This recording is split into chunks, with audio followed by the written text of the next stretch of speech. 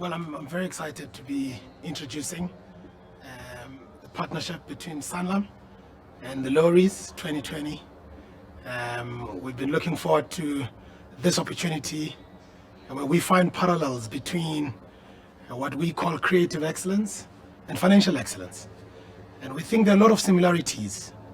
If you think about the smart planning that goes into churning out fantastic creative output along the lines of what it takes to build true financial resilience.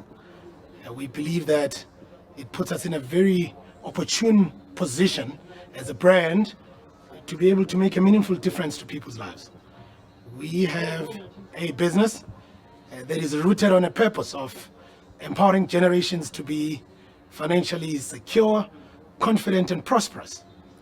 And we think using the catalysts and conduits of creative excellence to be able to help people to have a much better relationship with money could be the sweet spot to really helping the creative community, but the world at large, to be able to view money, to be able to view their ability to have the betterment of life in a very different way. Well, it is to be said that we are the biggest non-banking financial services institution on the continent.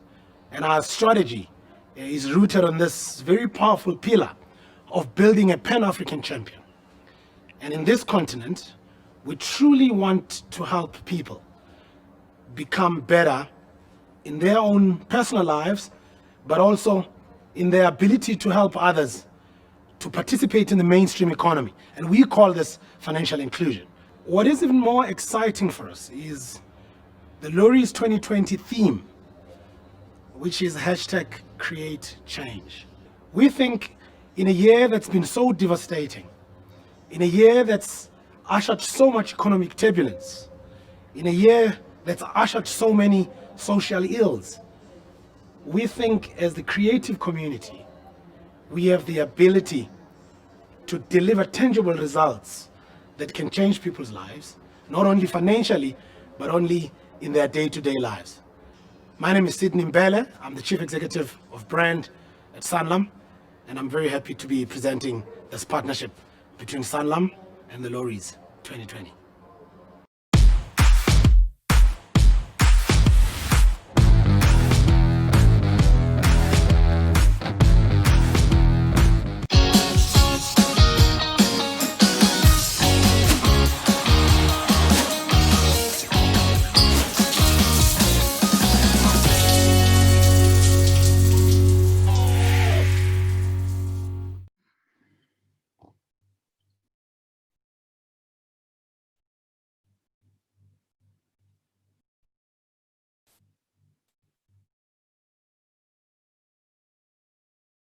Welcome to day 4 of Loeries Creative Week. Today we've got the Planning versus Doing webinar with Sanlam, our great new partner Sanlam. I've got 3 very special guests with us today, and I'd like to just hand over to Mariska to introduce herself. Good afternoon, everybody. My name is Mariska Oosthuizen, and I'm the head of brand at Sanlam, and very happy to be here with you today. Gugu. Hi, everyone. I am Gugu Nkabinde, CEO and founder of Gugu Intimates, and as well as a strategist, and I'm very happy to be here today. Xolisa. Hello, everybody. I am Xolisa Dyeshana.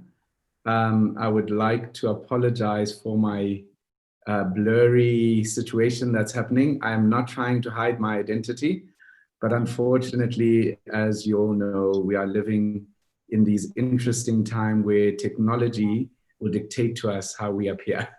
But anyway, I am the Chief Creative Officer at Joe Public, and I'm also a partner in the business. And I'm really, really, really happy to be here. Welcome, everybody. At least we have electricity today. Yes. Just to kickstart the session and just to get a feel for your personalities and to move along with the theme of planning versus doing. Mariska, are you a planner, a doer, or a little bit of both? Yes, I would say a planner at heart and definitely by training, also a strategist, Gugu, by training. So a planner at heart. But I'm not scared to roll up the sleeves and get the job done if it's needed. So I think in today's life, it's probably necessary to be a bit of both, you know, have your foot in both of those sides. Okay, Gugu? Myself as well. I think the strategy role has a lot of the daytime planning for me, but I try to keep a lot of flexibility into the doing, and scheduling kind of seems to work for that, which is actually planning. So yeah, I balance equal parts where they're needed, I guess. And Xolisa? I know it's going to sound cliche, but I think you have to be both. As my colleagues have said, it's you know, we just live in that world where you need to know what it is that you are going to do. You need to think about it. You need to prepare for it. But oftentimes, especially, you know, for people like Gugu, people like ourselves who own our business, we know that when it's time to get stuck in, that's when all hierarchy leaves, and you often have to roll up your own sleeve and get things done. Yeah, I can tell you the same is true even in the corporate world. Sure, absolutely. You often need to just, like, you know, get your hands dirty. Guys, we live in a very fast-paced world, and lots of people, and I'm guilty of it too, say I never have time to plan. How, Gugu, how do you ensure that planning is part of your success and your business success?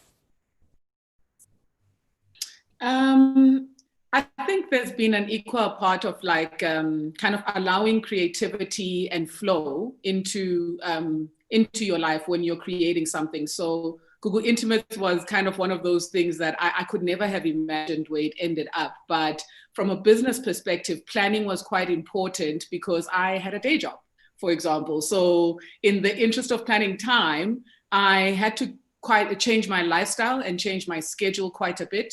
So planning has been an integral part of like getting from where I am, from where I was then as a moonlighting employee who would get home and try and get things done and still get enough sleep, whatever enough sleep meant at the time. And then going full on into, I need to really plan how I give this a significant amount of my time. But time has been the thing that I've spent the most planning, you know. Everything else requires a degree of flexibility, but the time part of things needed quite a bit of planning. And do you have any key tools that you can share of how you do that time management? Geez, I'm a strategist. I don't really use tools because in my ideal world, there should be like a smash of all these tools. I found just managing your day from a personal perspective, I think each of us are quite unique in how we function, right? I've come to learn that trying to push yourself to becoming as efficient as everybody else at those specific times of the day is not the best use of your time. So one of the tools I would kind of encourage is actually not quite a planning tool per se, but you need to kind of take a lot of these exercises that help you understand how you work, because you need to try and schedule your time into your calendar to try and be as efficient where you are. I know that now at my age, I'm a morning person finally. Took me long enough. But that's because 6:30 to 9:30 is golden hour for my business. So because I know that, I've come to see how those 3 hours are equal to a full day of work for me in my business. So I think knowing yourself and how well you work is the tool. Then use your calendar, schedule time with yourself for the things you want to do in those times. But it takes a lot of paying attention. So it's not quite a tool, but it's an exercise you need to start to get engaged in. It's getting to know yourself and where you work best. Xolisa, I saw you nodding in agreement. Have you got anything to add to that? Yeah, no, I definitely agree with Gugu. And I think particularly, in this time that we're living in, where there literally is no off time. I always joke and I say, I never thought the office would give me a call to ask me to get on WhatsApp. But such is the time that we're living in. It's the WhatsApps now, and the I don't know how many groups. It's the emails that are still there. It's just become so much more than what it was, and all the meetings, and it's the Zooms, and it's the Teams, and it's the Google Docs and Google Meets. That I really agree with this notion of knowing yourself knowing when you are efficient, and being actually brave enough to halt things when you are not getting around to any time of actually recouping yourself and re-energizing yourself, because then I think that's also counterintuitive. So one of the things that that I would advise people, very much along what Gugu is saying, is be very in tune with yourself and fight for that balance. Fight for that balance when you're doing the work. Do that to the best of your ability, but also when you just taking a step back, do that to the best of your ability too, because I think that yin and yang is what ends us in that very efficient middle quadrant, which I think we should all strive to be in. Yeah, absolutely agreed. All three of you here are hugely successful in your fields and all obviously manage teams of people. When you've got a plan, how do you ensure the success of the rollout of the plan when you're reliant on so many others?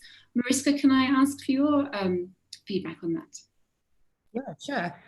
Just to quickly build on something that Xolisa said and that Gugu was talking about, we're living in this new world just in terms of planning in this fast-paced world. We don't work at, we don't work from home. We actually live at work, is what they're saying. So trying to find that balance is a very important one. Getting back to your question, Suzie, about people, I think people are your success, right? I think we all know that. So without people, we would not be successful.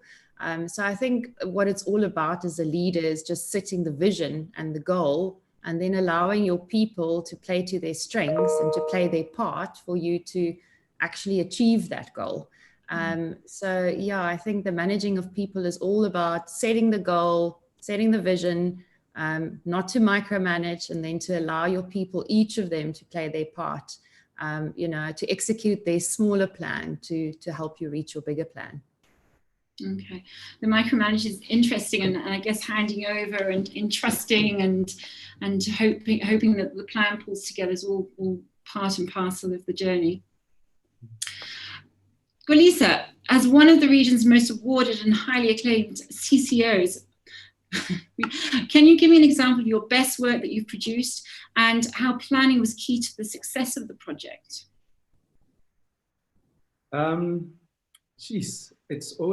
I always find that to be one of the hardest questions to answer, because it's like asking one to choose their favorite baby. Oh. But if I had to think of something that we've done quite recently, I'd probably say the Secrets campaign that we did for Nedbank, our client. And I think for me, the role that planning played there is absolutely key. That work would not have been produced without planning. And that's why we really pride ourselves. A lot of people look at some of the work that we do and they think it's very creative, for which we are grateful. But I can tell you now, we are 100% strategically led agency. Nothing comes near my desk before it's gone through our strategic desk. And if you look at this particular work, it was a huge part of that strategy was around the fact that, we felt that a lot of the financial institutions, when you think of where they positioned in the marketplace, they all had a similar sort of articulation of what they stand for. And we were part of that as well. If you think about the fact that make things happen, moving forward, prosper, I could go on and you can see sort of the pattern. And one of the things that we uncovered as an insight is the fact that, South Africans don't talk about money. We would talk about sex and death before we actually speak about this thing that affects our lives in such a fundamental way, which is money. And so it started off with this idea of changing the bank's positioning to see money differently. So we decided that along with the bank, we decided that they should be a bank that's not ashamed to call out one of the key things that a bank is about, which is money. And then in terms of the creative execution of that, it became then very easy to take that insight and turn it into a compelling piece of work where we launched an unbranded movie across South Africa. You know, it was a huge unbranded campaign, which is highly disruptive and highly brave for a financial institution to do. And as many people know, when you looked at the trailer, when you saw everything else, you were convinced that this was the story about South Africans who had all these secrets. And when you went and you watched the movie in the theaters, eventually broadcast across all channels in South Africa, it turned out that the entire thing was a misdirect. And actually, the biggest secret was that they were mismanaging their money. And by facing up to that, they could then begin to have the money conversation, which we thought really, really set up the bank quite nicely in the context of this conversation that they want to continuously have with South Africans around money and how to manage it as best as you can. Thank you.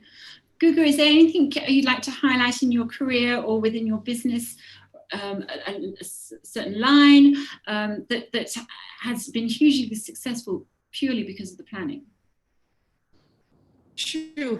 For me, success it shifts all the time, you know. I'm finding that always reinventing what success looks like to me keeps life exciting. So there's been quite a few things I've found quite successful, and from the result of kind of relishing what corporate and my corporate experience taught me about planning. So the benefit I have in being an entrepreneur was that I got a good grounding in some of the best FMCGs and corporates to understand how to manage a business and how to look at a business holistically. So I was no stranger to coordinating the parts. It's actually one of my favorite things in my business. I always say that I stand in the middle and I coordinate suppliers and players to deliver this brand that everyone sees. It's why I can manage being a single person in the business. I work with capable people. So it requires planning. To land this business has required so much planning, to trust my suppliers, to trust my processes that I've brought along the way, and to trust also leaving room for creativity. So the most successful thing was how we landed this brand with no money, trended all the way to the US and back in that day that we launched with just 20 women in the room. That for me was planning. I could never have really planned it any better.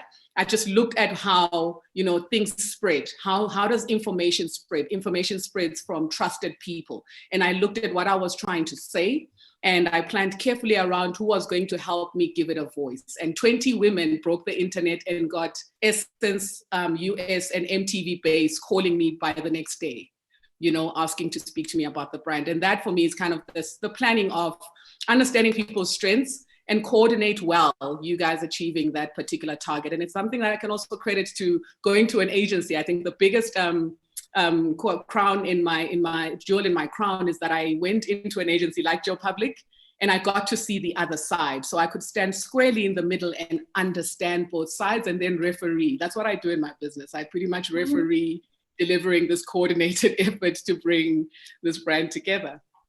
Thank you. Thank you. Mariska, you're responsible for the success of a hugely iconic and successful brand. How important is it to have a long-term plan to create the success of the brand? Yeah, I think the short-term answers, the long-term plan is critical to the success of the brand. I think if you think of any brand that you aspire to, like think of the brand you love the most, the one you admire the most, the one that does the work you wish you did, right? If we think about any of those brands, they've got very clear long-term plans. They know exactly who they are. They know exactly, what they're about. They know exactly who they're for and who they're not for. They actually quite picky in that kind of way.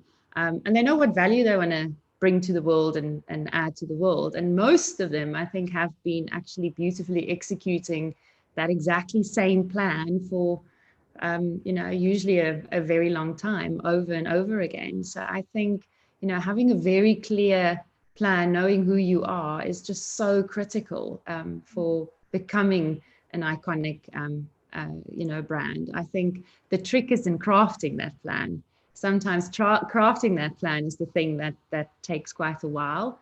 But I think as soon as you get there, and as soon as you know what you're about and what your purpose is about and why you're on the world and what the things are you want to change, then sticking to that plan becomes really easy and also important. It takes some guts sometimes. I think, there's a couple of brands we could all think of that has a lot of guts. Yeah. And whilst long-term plans are the ideal, I mean, this year we were hit with COVID-19, obviously.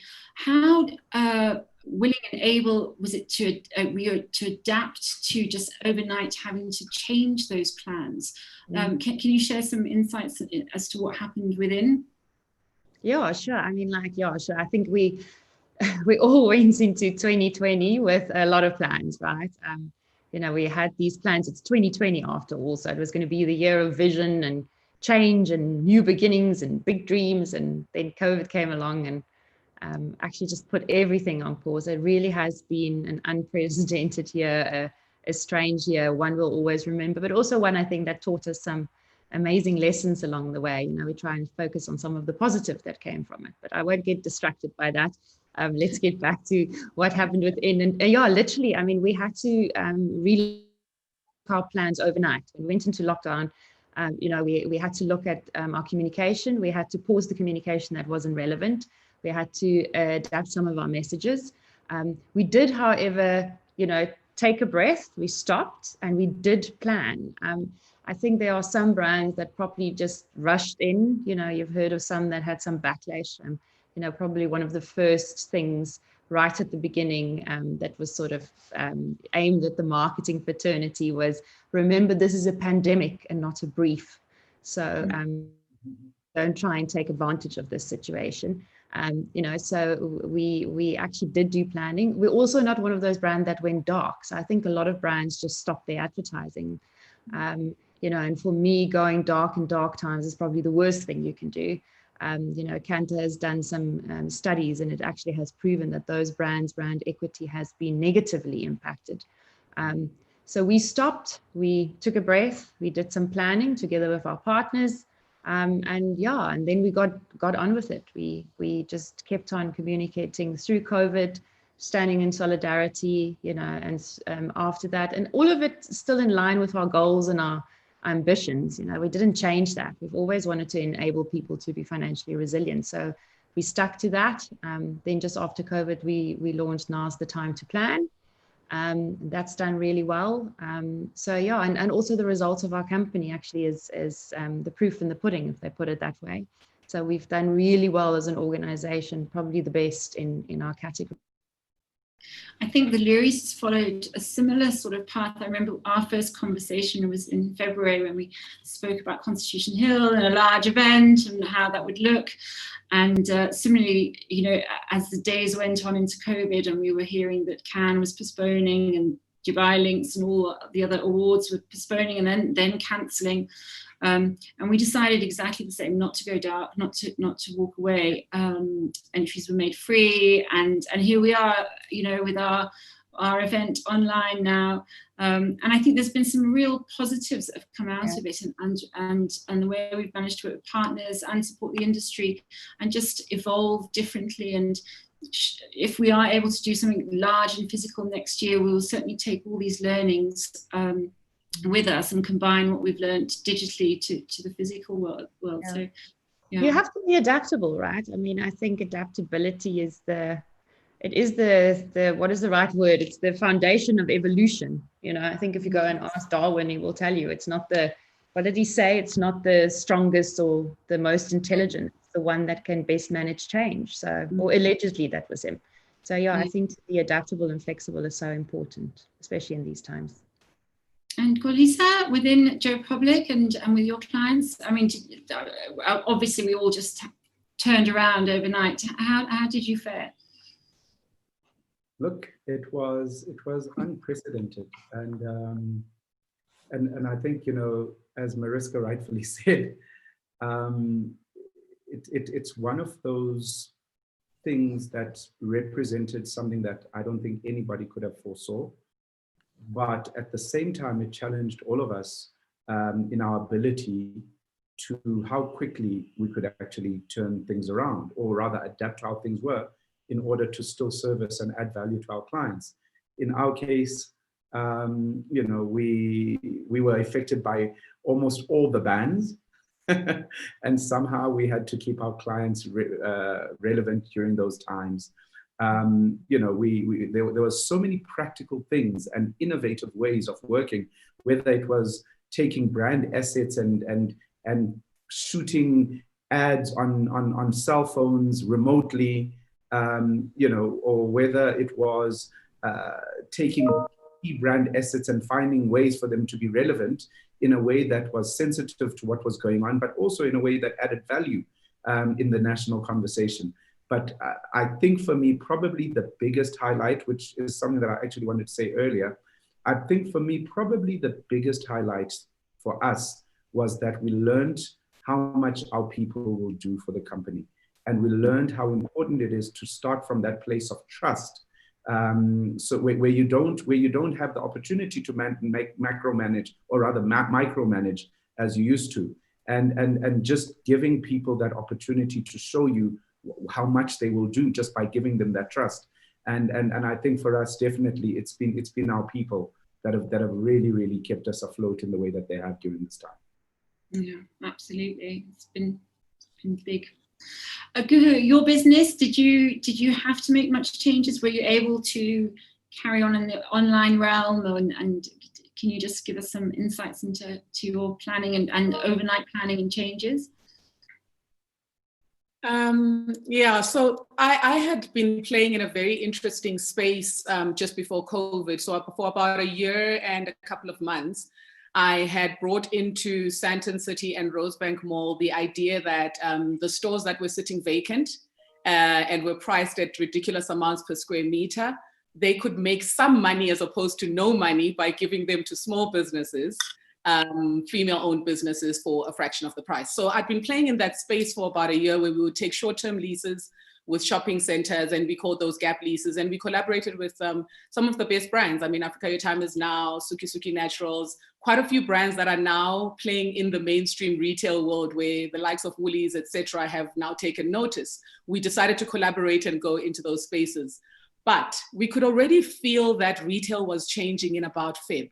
Something was happening, but we were not quite sure what it was. And that was because COVID was rolling in from the other side of the world, I guess. Mm-hmm. And I exited a lease prematurely. I put in notice in February, and on the 28th of February, we left Rosebank Mall, and no more than 14 to 18 days later, national shutdowns were advised, and we were sitting at home with our stuff and thinking about what the world looks like. What does shopping, this very physical category of underwear, look like going forward? So it was a good time to think, because I really needed the bus to stop. I was on this lorry that was going pop up to pop up, and I thought I hadn't had time to think. So COVID for me brought some very much needed planning time, but it also allowed the business to fully pivot to a mostly B2B.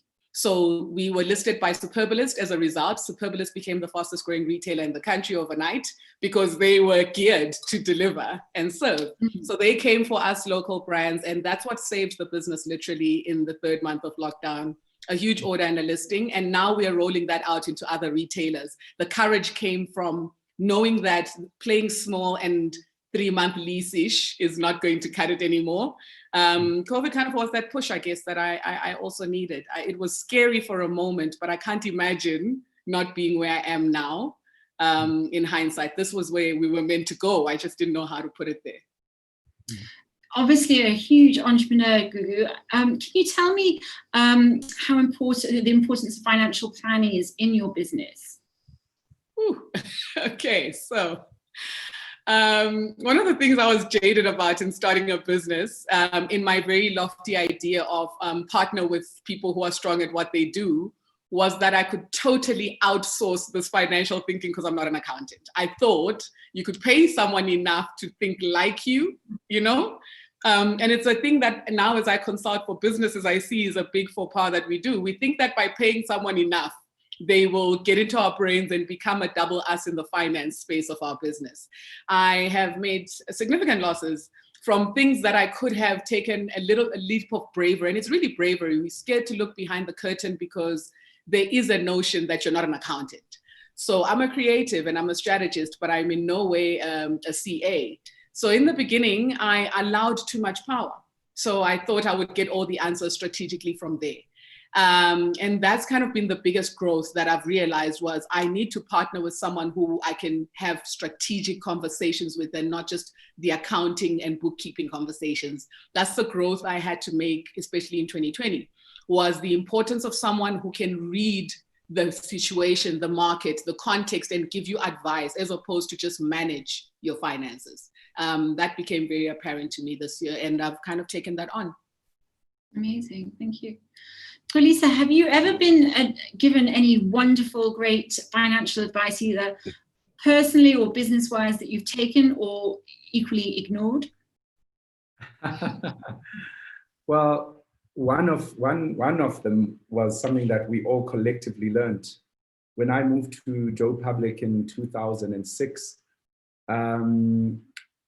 we had a very interesting string of events where one of our founders dismissed the MD. They had differences, so he dismissed the MD. The MD went and joined our biggest client, and the first thing he did was to get rid of us. And overnight, we lost about 60 to 70% of our business. And just like COVID, you know, it was something that nobody expected, and we completely had to regroup.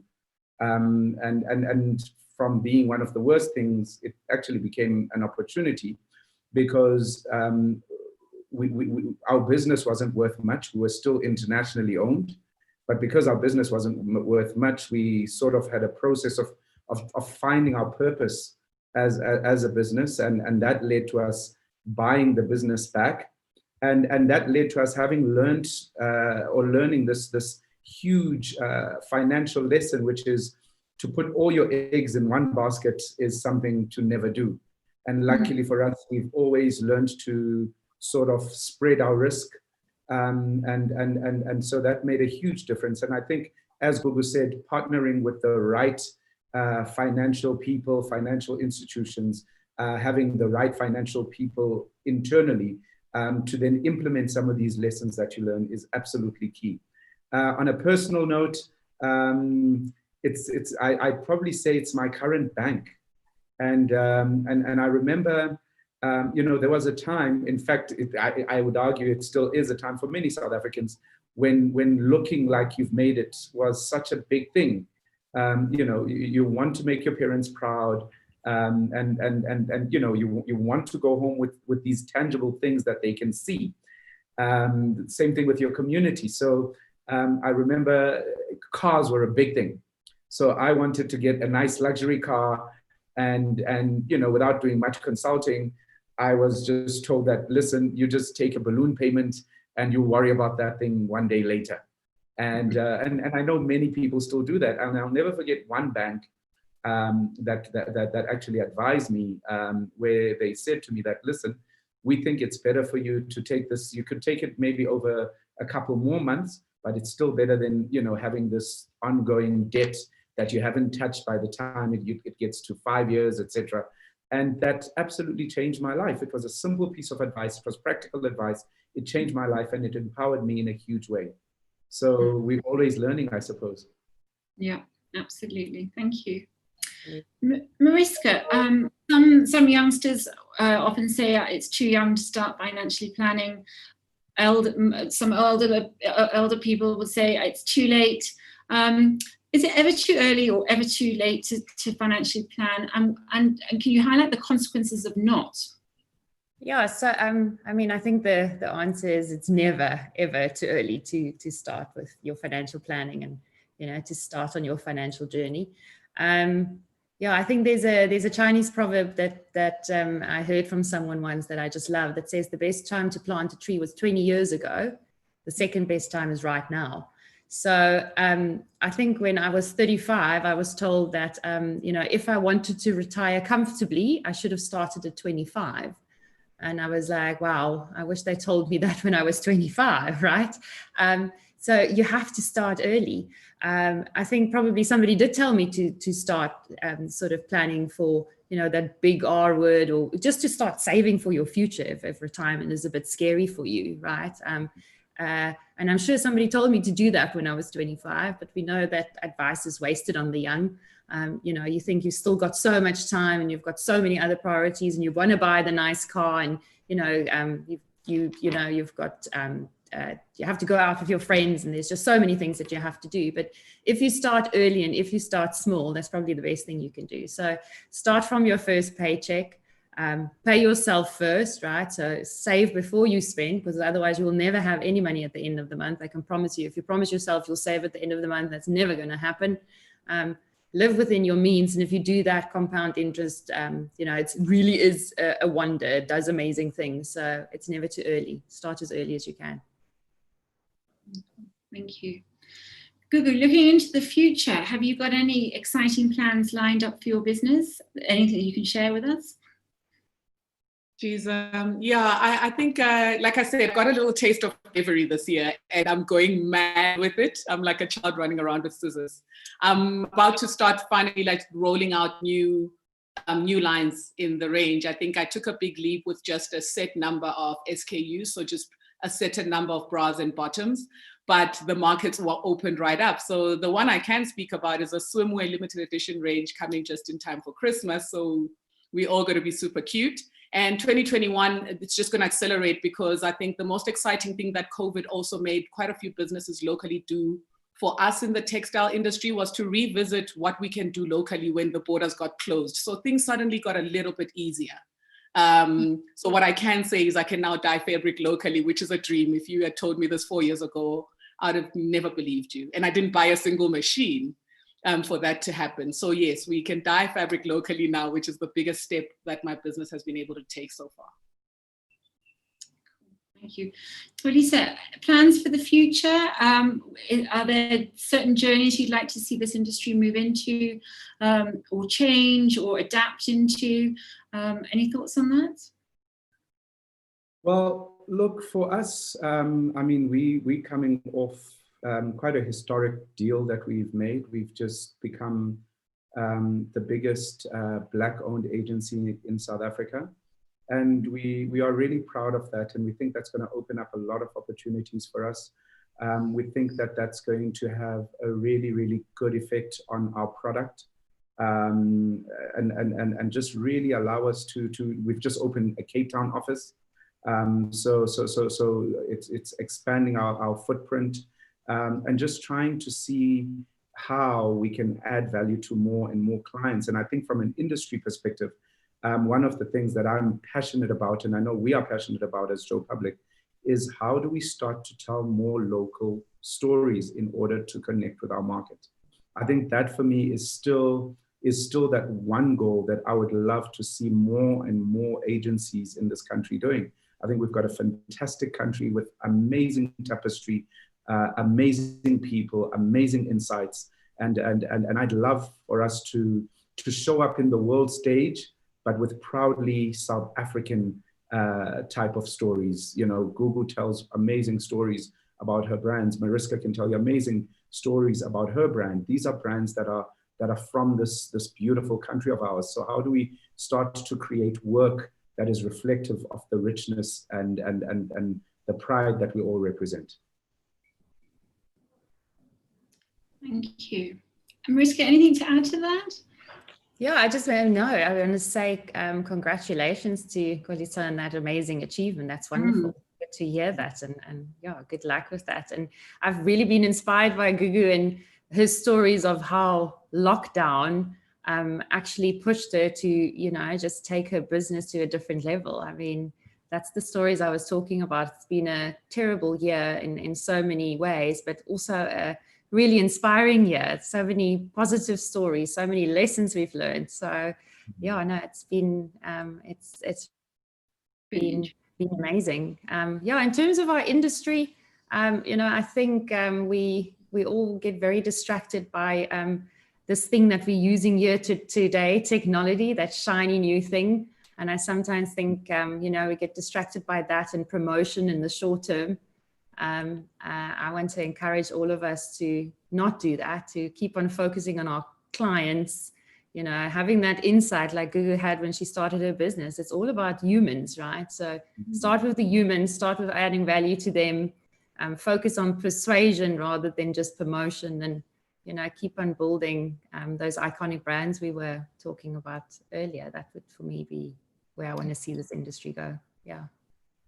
We've got literally 2 minutes left. Mariska, would you like to just end with some words of wisdom and words from Sanlam just to inspire us? Yeah, sure. So words of wisdom, those are, I don't know if I have those. You know, I wish I had wisdom like wear sunscreen. You know, there's a song my mom gave me when I was like around 30. I'm not sure if anybody knows the sunscreen song. Let me tell you. If you've never listened to it, it might be a little bit before many of your ages that's on this call. Go and listen to Wear Sunscreen. Lots of good advice in that one. Now, I want to end off by going, I think, thanks to the panel, and thank you for making a very good case for why, you know, partnership and planning is so important for creative excellence. Of course, at Sanlam, we focused on financial excellence, you know, and partnership and planning is as important there as it is in creative excellence. That's also why we hear there's a big parallel for us between, you know, what the Loeries is doing and what we are doing. So yeah, I just want people to start early, start planning. I'm now going to do the hard sell, and I'm hoping this is going to work. So bear with me, please. I have to earn my salary today. So what I want to say to everybody that's on the call, to all the listeners, you know, I know planning might not be your passion, your expertise. It is ours.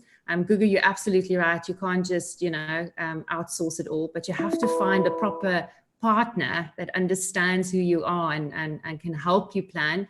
Now, Sanlam has made that easy for all the youngsters here. I'm going to introduce you to a thing that we call Tinder for Advisors.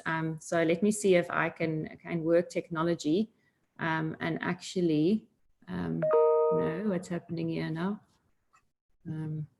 Give me a moment. I'm going to try one last time. Otherwise, we can let it go, and I'll just tell you where to go. No, it's not working. So what I want to say then to everyone here is go and visit moneymeetups.co.za. It's a platform that Sanlam has created. You can find 460 different advisors there. You know, they're from all over South Africa, 9 provinces, 115 towns. They've got 1 to 58 years worth of experience. So there's older ones and younger ones. Some are single, you know, and these people can really help you with your financial planning. So I'm going to end there by go to Money Meetups, start planning, keep up the good work, guys. I've been really inspired by so many of these talks. Yeah, and let's keep planning and doing great work. So thanks a lot. Yeah, thank you. Thanks, Mariska. Thanks, Gugu. Thanks, Xolisa. Thank you for your time. Thank you, guys. Thanks.